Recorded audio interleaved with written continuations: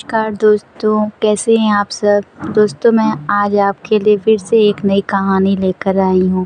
कहानी का नाम है कबूतर और मधुमक्खी। दोस्तों आज मैं आपको एक प्यारी सी कहानी सुनाने जा रही हूँ जिसमें दोस्ती, मदद और इंसानियत का बहुत बड़ा संदेश छुपा है।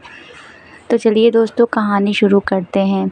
एक बार की बात है, गर्मी का मौसम था। जंगल के बीच एक पेड़ पर कबूतर रहता था।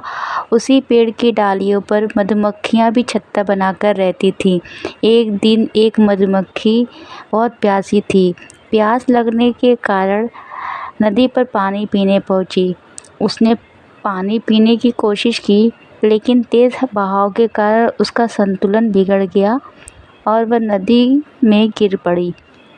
बेचारी मधुमक्खी छटपटा रही थी, तैर भी नहीं पा रही थी। पेड़ पर बैठा कबूतर यह सब देख रहा था। उसे मधुमक्खी पर दया आ गई। उसने तुरंत पास की एक हरी पत्ती तोड़ी और उड़कर नदी में डाल दी। मधुमक्खी उस पत्ती पर चढ़ गई और धीरे धीरे किनारे तक पहुंच गई।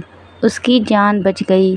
मधुमक्खी ने कबूतर को धन्यवाद दिया और बोली, कबूतर भाई, आपने मेरी जान बचाई है।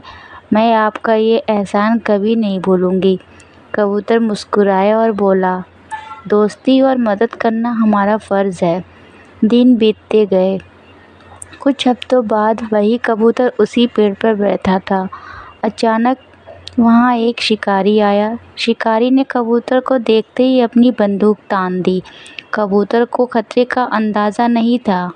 वह बेखबर बैठा था। तभी वही मधुमक्खी उड़कर आई। उसने शिकारी को देखा और समझ गई कि उसके दोस्त की जान खतरे में है। उसने बिना देर किए शिकारी के हाथ पर डंक मार दिया। शिकारी डर से चिल्लाया और उसकी बंदूक गिर गई। इसी बीच कबूतर उड़ गया और उसकी जान बच गई। कबूतर ने मधुमक्खी से कहा, मधुमक्खी बहन, तुमने मेरी जान बचाकर सच्ची दोस्ती निभाई है।